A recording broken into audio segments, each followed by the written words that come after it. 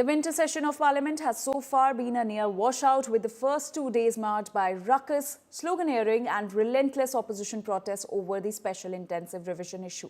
However, there is now some hope of a truce. The government has agreed to hold discussions on electoral rolls, paving the way for a structured debate. A 10-hour discussion has been scheduled for December 9 across both the houses. Proceedings will begin in the Lok Sabha, and once the debate concludes there, the spotlight will shift to the Rajya Sabha. Sources say there is no possibility of a discussion specifically on the special intensive revision, the primary demand of the opposition.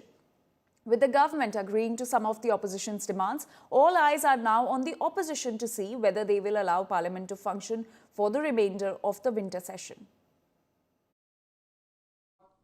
Tuesday को मंगलवार को लोकसभा में election reforms को लेकर के हम दिन भर चर्चा करेंगे।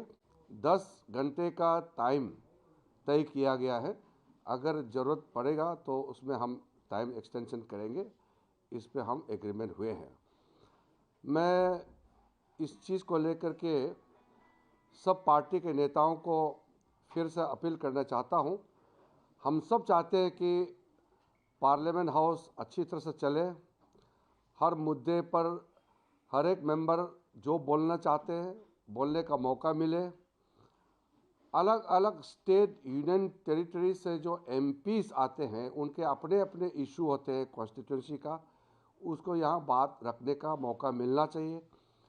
सरकार का जो भी बिजनेस है, महत्वपूर्ण बिल्स है, उस पर अच्छी चर्चा होनी चाहिए और फिर पारित होकर के देश के लिए काम करना, ये हमारा जिम्मेदारी है।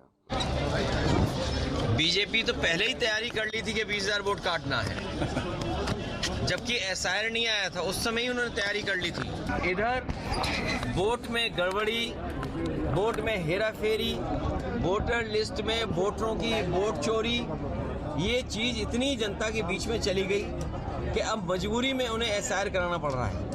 ये साजिश षड्यंत्र इसलिए है कि सरकार सच्चाई से डरती है, हर आंकड़े में हेराफेरी करती है, लेकिन हम मजबूती से काम करेंगे और लोकसभा में ये बात रखेंगे कि किस तरह भारतीय जनता पार्टी बेईमानी करने पर उतर आई है।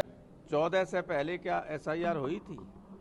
14 हुई, प्रधानमंत्री मोदी जी बने, अब उन्हें क्या दिक्कत हो गई थी जो ये सब कराना पड़ा?